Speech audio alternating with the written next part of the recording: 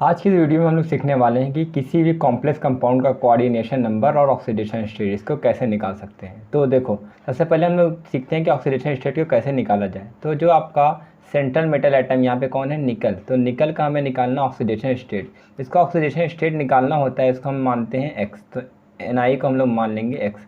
अब जो C2O4 है ये आपका लिगेंड है और इस लिगेंड पे कितना चार्ज होता है, -2। C2O4 को हम लोग बोलते हैं ऑक्सीलेटो आयन। तो ऑक्सीलेटो आयन पे होता है -2 चार्ज। तो x जिसका निकालना होता है x मानेंगे और जो लिगेंड है, लिगेंड C2O4 पे कितना चार्ज है, -2। अब देखना है -2 के बाद कितने लिगेंड है, 3 लिगेंड है तो उसको 3 से मल्टीप्लाई कर देंगे। मल्टीप्लाई करने के बाद अब हमें देखना है स्क्वायर ब्रैकेट के बाहर क्या कोई चार्ज है। तो स्क्वायर ब्रैकेट के बाहर यहाँ पे है -4 चार्ज। तो इक्वल टू उसके स्क्वायर ब्रैकेट के चार्ज के बराबर रख देंगे। अब बस सिंपली सॉल्व कर लीजिए। x 3 2 या 6, लेकिन माइनस में, क्योंकि प्लस माइनस माइनस होता है। x -6 equal to -4। अब x की वैल्यू और निकालेंगे तो -4 है, इक्वल टू किधर जाएगा तो -4 + 6। सॉल्व करेंगे, x की वैल्यू आ गई कितनी, +2। तो यहाँ पर हम लोग देख रहे हैं कि निकल का ऑक्सीडेशन स्टेट निकल कर आया +2। ऑक्सीडेशन स्टेट निकल कर आ गया +2। अब हमें देखना है कोऑर्डिनेशन नंबर। तो उसके लिए हमें ये जानना ज़रूरी है कि कोऑर्डिनेशन नंबर क्या होता है।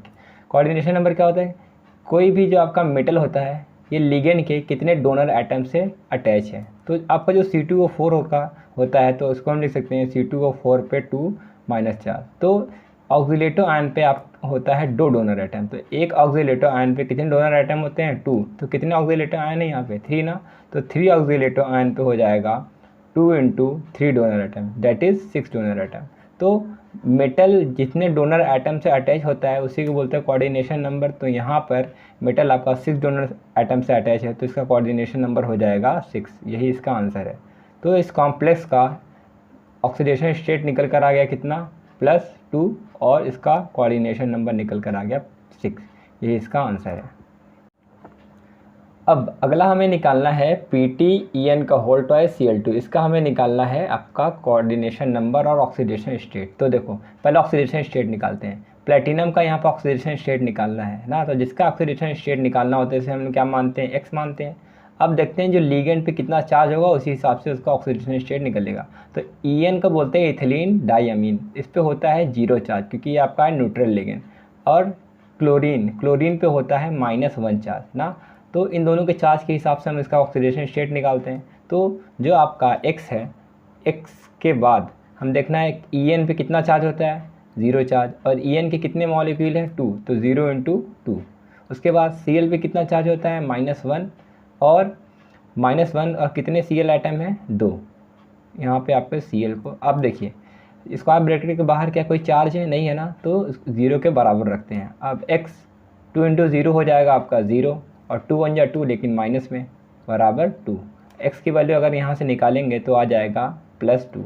तो यहाँ पर हमने देखा कि जो आपका प्लेटिनम है, यहाँ पर प्लेटिनम का ऑक्सीडेशन स्टेट निकल कर आ गया +2। अब इसके कोऑर्डिनेशन नंबर की बात करते हैं।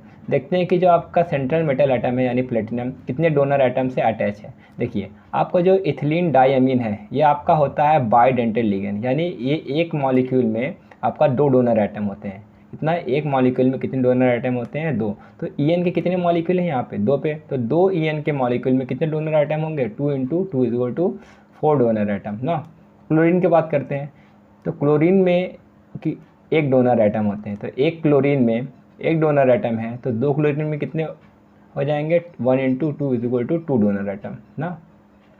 अब देखिए EN की वजह से 4 डोनर एटम बन रहे हैं और क्लोरीन की वजह से 2 डोनर एटम है। तो total number of donor atom कितने होंगे, 4 + 2 करेंगे तो हो जाएगा 6। तो यहाँ पे टोटल नंबर डोनर एटम निकल के आ रहे हैं 6। तो आपका प्लेटिनम का यहाँ पे कोऑर्डिनेशन नंबर हो गया 6 ना। तो प्लेटिनम का ऑक्सीडेशन स्टेट हम लोगों ने कैलकुलेट किया, वो आ गया कितना, +2। और इसका कोऑर्डिनेशन नंबर हमने कैलकुलेट किया तो आ गया 6। आइए बढ़ते हैं नेक्स्ट क्वेश्चन की तरफ। अब देखिए यहाँ पर है आपका कोबाल्ट EN का होल ट्वाइस Cl2 पे प्लस चार्ज है। तो कोबाल्ट का हम पहले निकालते हैं ऑक्सीडेशन स्टेट। वही है जिसका निकालना होता है उसको x मानेंगे। अभी हमने देखा EN पे कितना चार्ज है, 0 चार्ज है। EN के कितने मॉलिक्यूल है, × 2।